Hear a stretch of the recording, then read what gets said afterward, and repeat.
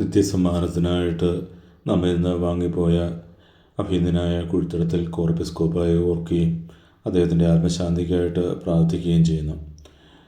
അദ്ദേഹത്തോടുള്ള ആഴമായ ബന്ധം എത്ര ഹൃദ്യമായിരുന്നുവെന്ന് ഇപ്പോൾ ഓർക്കുമ്പോൾ വളരെയധികം വേദനയോടുകൂടി തന്നെ മനസ്സിലാക്കുന്നുണ്ട്.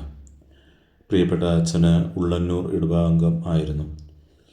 ഉള്ളന്നൂർ ഇടവകാംഗം എന്ന് പറയുമ്പോൾ ഉള്ളന്നൂർ പള്ളി മലങ്കര കത്തോലിക്ക സഭയുടെ ആദ്യത്തെ കാതോലിക്ക ബാവയായിരുന്ന അഭ്യുന്നതനായ ബസേലിയസ് കാതോലിക്ക ബാവയുടെ പള്ളിയാണ്. അവിടെ നിന്ന് വന്ന ശ്രേഷ്ഠ വൈദികനാണ് പ്രിയപ്പെട്ട കുഴിത്തടത്തിലച്ഛൻ.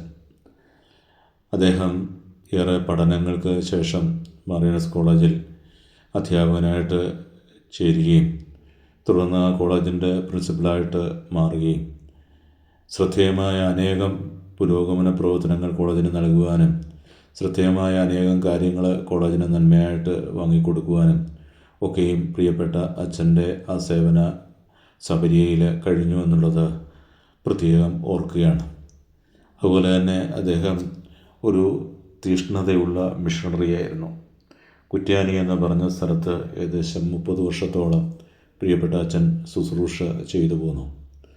അതുപോലെ തന്നെ ആത്മീയമായ കാര്യങ്ങളിലൊക്കെയും എപ്പോഴും ഏറെ തീഷ്ണതയോടെ പ്രവർത്തിച്ചിരുന്ന ബഹുമാനപ്പെട്ട അച്ഛനിൽ എപ്പോഴും തിളങ്ങി നിന്നിരുന്ന ഒന്നായിരുന്നു മാതാവിനോടുള്ള ഭക്തി. അദ്ദേഹത്തിൻ്റെ പ്രിയപ്പെട്ട സഹോദരനായ യോഹന്നാച്ചാനായാലും ഒരുപാട് സേവനങ്ങൾ ഉള്ളന്നൂർ ദേവാലയത്തിന് നൽകിയിട്ടുള്ള ഒരു മഹനീയ വ്യക്തിത്വമാണ് പ്രിയപ്പെട്ട യോഹന്നാച്ചാന് ഈ കാര്യങ്ങൾക്കൊക്കെയും പിന്തുണ നൽകിയിട്ടുള്ളത് പ്രിയപ്പെട്ട കുഴിത്തടത്തിലച്ഛനാണ്. ആ ദേവാലയത്തിന് മാതാവിൻ്റെ നാമത്തിൽ ഒരു ഗ്രോട്ടോ പ്രിയപ്പെട്ട അച്ഛൻ്റെ ആ ഒരു ഉപദേശത്തിന് പ്രിയപ്പെട്ട യോഹന്നാച്ചാൻ നൽകിയത് ഞാൻ ഈ സമയത്ത് ഓർക്കുകയാണ്. പ്രിയപ്പെട്ട അച്ഛനുമായിട്ട് എനിക്കുള്ള ഒരു ബന്ധം എന്ന് പറയുന്നത് ഉള്ളന്നൂർ പ്രദേശത്ത് ആയിരുന്നപ്പോഴാണ്. ഉള്ളന്നൂർ പ്രദേശത്തായിരുന്നപ്പോൾ ആ സമയത്ത് ഞങ്ങൾക്ക് മാത്രം അറിയാവുന്ന ചില കാര്യങ്ങളുണ്ട്. അഭിനന്ദനായ ബസേലിയസ് പിതാവ് കാലം ചെയ്യുന്നതിൻ്റെ തൊട്ട് മുമ്പുള്ള ദിവസം, ആ സമയത്ത് അവിടെ ഒരു ഓഡിറ്റോറിയം പണിയണം എന്നുള്ള കാര്യങ്ങളെ പറ്റിയൊക്കെ ഇങ്ങനെ ചർച്ച നടക്കുന്നേ ഉള്ളൂ. ആ സമയത്ത് പിതാവ് പറഞ്ഞ ഒരു കാര്യം, പിതാവ് മരിക്കുന്നതിൻ്റെ തൊട്ട് തലേ ദിവസം പ്രിയപ്പെട്ട അച്ഛന് വൈകിട്ട് ഒരു സായാഹ്നത്തിൽ എന്നെ വിളിച്ചിട്ട് പറഞ്ഞു, പിതാവ് അസ്വസ്ഥനാണ്. അച്ഛനോട് പറഞ്ഞു പെട്ടെന്ന് അവിടെ ചെല്ലണം, ഉള്ളന്നൂർ ചെല്ലണം, ഈ കാര്യങ്ങൾ ചെയ്യാനായിട്ടുള്ള സംവിധാനങ്ങൾ ചെയ്യണം എന്നൊക്കെ പറഞ്ഞു എന്ന് പ്രിയപ്പെട്ട അച്ഛൻ പറയുകയുണ്ടായി. ഞാനിതിപ്പോഴും ഓർക്കുകയാണ്. അത് ഓർക്കുവാനുള്ള ഒരു കാരണം എന്ന് പറഞ്ഞു കഴിഞ്ഞാൽ ദൈവത്തിൻ്റെ നടത്തിപ്പ് എല്ലാ കാര്യവും ഉണ്ടായിരുന്നു. അതിൻ്റെ പിറ്റേ ദിവസം തന്നെ പ്രിയപ്പെട്ട പിതാവ് മരിച്ചുപോയി. പിന്നീട് അതിൻ്റെ പണികൾ എങ്ങനെയാണെന്നോ ഒന്നും എനിക്കറിയത്തില്ല. ഞാൻ കൊച്ചച്ഛനായിരിക്കുന്ന സമയമാണ്. ഞാൻ അത് ഖബറിൽ ചെന്നിട്ട് അവിടെ ഒരു ബുക്ക് വെച്ചിട്ടുണ്ട് നമ്മുടെ ഇൻറ്റൻഷൻസൊക്കെ എഴുതാൻ. ഞാൻ അവിടെ എഴുതി വെച്ചു. പിതാവിനെ ഓർത്തുകൊണ്ട് പിതാവിൻ്റെ അരികിൽ ഒരു കർത്താവിൻ്റെ തിരുസന്നിധിയിലാണ് പ്രിയപ്പെട്ട പിതാവ് എന്നുള്ള എൻ്റെ വിശ്വാസത്തോടെ ഞാൻ അവിടെ എഴുതി വെച്ചു, please help me for the construction of the auditorium എന്ന് എഴുതി വെച്ചു. അതോടൊപ്പം തന്നെ ശ്രദ്ധേയമായ ഒരു കാര്യം ഞാൻ ഓർക്കാറുണ്ട്. പിതാവ് 2 കല്ലുകൾ ആശീർവദിച്ച് തന്നു. ഒരു കല്ല് അന്ന് ആ പ്രദേശത്ത് എന്ന് പറയുമ്പോൾ വലിയ ഉയർന്ന ഒരു കുന്നിലാണ് മേടയൊക്കെ ആയിരുന്നത്. അപ്പോൾ ആ മണ്ണെല്ലാം മാറ്റിയതിന് ശേഷമാണ് ഓഡിറ്റോറിയമൊക്കെ പണിതത്. അപ്പോൾ ഈ 2 കല്ല്, ഒരെണ്ണം മേടയ്ക്കായിട്ടുള്ളതും ഒരെണ്ണം ഈ ഓഡിറ്റോറിയത്തിന് വേണ്ടിയുള്ളതുമായിരുന്നു.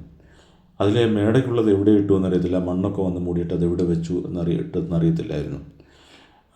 ഈ ഓഡിറ്റോറിയത്തിൻ്റെയും കല്ല് ഇടിയുണ്ട്. പ്രിയപ്പെട്ട അച്ഛനാണ് ഇതിനെല്ലാം അന്ന് ചുക്കാൻ പിടിച്ചത്. ഏറ്റവും അവസാനം ഇത് കല്ല് ഇവിടെ പോയെന്നറിയത്തില്ല, പക്ഷെ കാലം കുറേ പിന്നിട്ട് കഴിഞ്ഞപ്പോൾ മേട വേറെടുത്ത് പണിതു. അതൊക്കെ കഴിഞ്ഞതിന് ശേഷം കാലം കുറേ പിന്നിട്ട് കഴിഞ്ഞപ്പോൾ പ്രിയപ്പെട്ട ആമ്പശ്ശേരിലച്ഛൻ ഈ ദേവാലയത്തിൻ്റെ നിർമ്മിതിയുമായിട്ട് ബന്ധപ്പെട്ട് അവിടെ മണ്ണ് തോണ്ടവേ പെട്ടെന്ന് ഈ കല്ല് കിട്ടുകയുണ്ടായി. ഞാൻ ആലോചിക്കുന്നതാണ്, ആ കല്ലാണ് ദേവാലയത്തിൻ്റെ ആദ്യത്തെ ഫൗണ്ടേഷനായിട്ട് ഇട്ടത്. അച്ഛൻ ചെത്തിയിരിക്കൊരു കല്ല് കിട്ടിയെന്ന് പറഞ്ഞുകൊണ്ട് പ്രിയപ്പെട്ട അച്ഛൻ പറയുകയുണ്ടായി. ഈ കാര്യം എനിക്കും പ്രിയപ്പെട്ട അച്ഛനുമേ അറിയത്തുള്ളൂ, പ്രിയപ്പെട്ട കുഴിത്തടത്തിലച്ഛനുമേ അറിയത്തുള്ളൂ. ഈ കല്ല് മേടയ്ക്ക് വേണ്ടി കൊടുത്തായിരുന്നു. ആ കല്ലാണ് ഏറ്റവും അവസാനം ദേവാലയത്തിന് വേണ്ടി ആകുവാനായിട്ട് ഇടയായത്. ഇതിലെല്ലാത്തിലും ദൈവത്തിൻ്റെ ഒരു പദ്ധതി ഉണ്ട് എന്ന് ഉറപ്പായിട്ട് വിശ്വസിക്കുന്നു. ആ സമയത്ത് ഈ ദേവാലയത്തിൻ്റെ പുരോഗതിക്കായിട്ട് രാവും പകലും അധ്വാനിച്ച ഒരു ശ്രേഷ്ഠ വ്യക്തിത്വമാണ് പ്രിയപ്പെട്ട കുഴിത്തറത്തിലച്ഛൻ. അച്ഛനായിട്ടുള്ള ബന്ധം അങ്ങനെയാണ്. അപ്പോൾ അച്ഛൻ്റെ പ്രത്യേകത എന്ന് പറഞ്ഞു കഴിഞ്ഞാൽ മറ്റ് മനുഷ്യരോട് ആദരവോടുകൂടി പെരുമാറുന്ന ഒരു വ്യക്തിയായിരുന്നു അദ്ദേഹം. അതുപോലെ തന്നെ നമ്മൾ ഏതൊരു പ്രയാസവുമായിട്ട് ചെന്നാൽ അതിന് പ്രിയപ്പെട്ട അച്ഛൻ്റെ അരികിൽ ഒരു പരിഹാരമുണ്ടായിരുന്നു. തനിക്ക് പറയാനുള്ളത് മുഖത്ത് നോക്കി പറയാനായിട്ടുള്ള ഒരു ആർജവത്വം അദ്ദേഹത്തിന് ഉണ്ടായിരുന്നു. അതുപോലെ തന്നെ തൻ്റെ വാക്കുകളിൽ കൂടെ ഒരു ആജ്ഞാശക്തി, മേധാശക്തി അദ്ദേഹത്തിനുണ്ടായിരുന്നു. ഒരു അഡ്മിനിസ്ട്രേറ്ററുടെ അതിനന്മ നിറഞ്ഞ ഒരു വലിയ ഭാവം അദ്ദേഹത്തിൽ എപ്പോഴും കളിയാടിയിരുന്നു. അതുപോലെ തന്നെ ഈ വാർദ്ധക്യത്തിൻ്റെ ഒരു അവസരത്തിലാണ് പ്രിയപ്പെട്ട അച്ഛൻ പന്തളത്ത് ഡിസ്ട്രിക്ട് വികാരിയായിട്ട് വരുന്നത്. അവിടെ ആയിരിക്കുമ്പോഴും കർത്താവിൻ്റെ കാരുണ്യത്താൽ പ്രിയപ്പെട്ട അച്ഛൻ ഓരോ ചെറിയ കാര്യവും ഈ ഡിസ്ട്രിക്റ്റിനെ സംബന്ധിച്ചിട്ടുള്ളത് പ്രത്യേകമായിട്ട് ആലോചിക്കുകയും അത് വളരെ മനോഹരമായി അച്ഛന്മാരുടെ ഇടയിൽ അവതരിപ്പിച്ച് ആ കാര്യങ്ങൾക്കെല്ലാം നീക്കുപോക്ക് ഉണ്ടാക്കാനും ഒക്കെയും പ്രിയപ്പെട്ട അച്ഛന് അസാധാരണമായ വിധത്തിലൊരു ശക്തി ഉണ്ടായിരുന്നു. അതുപോലെ തന്നെ പ്രിയപ്പെട്ട അച്ഛന് ഉളനാട് എന്ന് പറയുന്ന ഞാനിപ്പോൾ ഇരിക്കുന്ന ഈ ദേവാലയത്തിൽ ശുശ്രൂഷ ചെയ്ത ശ്രേഷ്ഠ വൈദികനാണ്. ഈ ഇടവക്കാരെല്ലാവരും തന്നെ ഏറെ സ്നേഹത്തോടെയും കാരുണ്യത്തോടുകൂടിയും ഓർക്കുന്ന ഒരു ബഹുമാനപ്പെട്ട വൈദികനാണ് അദ്ദേഹത്തിന് എപ്പോഴും താൻ ആയിരിക്കുന്ന അവസ്ഥകൾ, താൻ ആരായിരുന്നു എന്നുള്ള ചിന്ത, അതെല്ലാം പ്രിയപ്പെട്ട അച്ഛൻ്റെ പെരുമാറ്റത്തിലും എല്ലാത്തിലും എപ്പോഴും ഉണ്ടായിരുന്നു. ഒരു കോളേജ് പ്രിൻസിപ്പളിൻ്റെ അതേ രീതിയിലുള്ള ഒരു ആഠ്യത്വം, സംസ്കാരം ഒക്കെ അദ്ദേഹം പലപ്പോഴും തൻ്റെ ജീവിതത്തിൽ ഇടപെടുന്ന എല്ലാ മേഖലകളിലും കാട്ടിയിരുന്നു. അതെല്ലായിടത്തും വിലമതിക്കപ്പെടുകയും ചെയ്തിരുന്നു.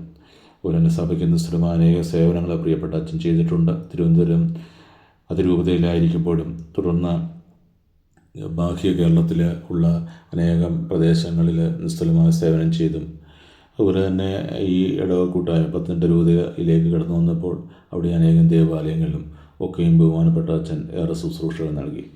അദ്ദേഹത്തിൻ്റെ ആത്മശാന്തിക്കായിട്ട് പ്രാർത്ഥിക്കുന്നു. കാരുണ്യവാനായ ദൈവം അദ്ദേഹത്തിന് ആത്മാവിന് ശാന്തി നൽകട്ടെ എന്ന് പ്രത്യേകമായിട്ട് പ്രാർത്ഥിക്കുന്നു. ഉളനാട് ദേവാലയത്തിൻ്റെ ആദരാഞ്ജലികൾ പ്രിയപ്പെട്ട അച്ഛന് സമർപ്പിക്കുന്നു. ദൈവം അദ്ദേഹത്തിൻ്റെ ആത്മാവിനോട് കരുണയായിരിക്കട്ടെ.